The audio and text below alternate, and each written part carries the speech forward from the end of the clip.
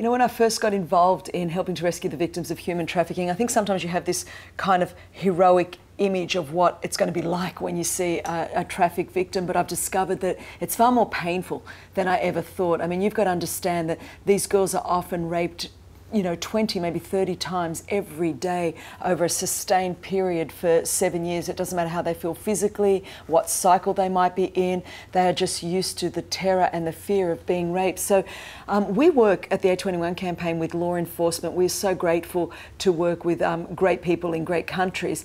And there is a lot that needs to be done in order to investigate, to find out whether a brothel is legal or illegal, whether the girls are being kept against their will. One of the great things we've done is instituted national phone lines in several of the countries that we work in, so that often a tip will come through the phone line. It's a 24-hour emergency phone line, and we have billboards everywhere. We have it all over the media, so that perhaps it works in one of two ways. Sometimes a client might end up feeling guilty and have asked a girl in a brothel if she has paperwork to be a legal prostitute, then finds out that she doesn't. Well, he doesn't want to be exposed, so he'll go and he'll make a call, one of these calls to one of our 1-800 numbers, and then say, look, at this brothel there's certain girls and they are being held against their will. Well, that's a tip-off. We then would give that into the hands of the law enforcement. They would organise in their own timing a raid, and then the girls are brought out. Now, that in one sense we think, wow, they're set free in that moment, but the truth is, for many of them, a whole nother level of terror and fear begins right at that point. They don't know whether they're being taken, they don't know if they're going to be sold into another brothel, they don't know if they're going to be moved into a different country. You've got to understand they have no idea, and they've been held against their will in fear and terror this whole time. So when they choose to come to an A21 transition facility, so they are offered a whole lot of choices. Some girls don't trust it and they would just prefer to get deported back to their countries, but the ones that then choose to come with fear and trepidation, often they're often cowering, and you very often see them in a fetal position, just full of fear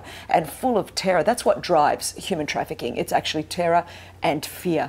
And we have some fantastic, the real heroes, if there's such a word, for the A21 campaign are our house mums that are on the ground 24/7, literally just being that first phase of love for the girls. What they will do is, of course, immediately we begin to meet their immediate physical needs. Many of the girls have been traumatised. They need urgent medical care, and so we make sure that we get food, water. Many of them have been deprived in those things, so we take care of their physical needs. We instantly bring a social worker, a psychologist, a counsellor to begin post-trauma therapy with them. You must understand, so much trauma has gone on in their mind. And then we have a faithful prayer team that prays around the clock for them. What we have discovered is, you know, that those first couple of hours is just fear, but with incredible love and grace and a spirit of serving, you can begin to see the barriers slowly come down. Now, it might take, and it normally takes, a first full week before a girl might even sort of smile in your direction. You've got to understand you are working with people that are just full of terror and fear. And I think sometimes we think we're just going to come in and all of a sudden all the defences are going to come down and they're going to be okay. Now, they're carrying so much physical and psychological wounding, as well as obvious spiritual wounding, that there is a process involved. And I think what we have to understand is we're not looking for quick results. You know, even you and I that haven't been trafficked, it takes time for Jesus to renew and restore us and for us to continue to grow in our faith. Well, we have to understand these victims have been so traumatized that it takes time. It's not just like one prayer, you're done, let's move on. You have to be committed. And I think that's where you discover that it's a labour of love. You've got to daily begin to work with the victims to build trust. And I think love is what does it more than anything. Unconditional love, unconditional grace, unconditional mercy. And what we have seen time and time again, and now we're several hundred girls into this process, I think without exception, I have seen greater than anything is love and grace and mercy really can carry you very, very far. As long as we're doing all the other things that are a requirement as well, you can, with the love of God, love people to wholeness and freedom. And I've seen girls that have come in cowering in a fetal position absolutely laugh. And I think of the scripture in Proverbs where it says she smiles at the future.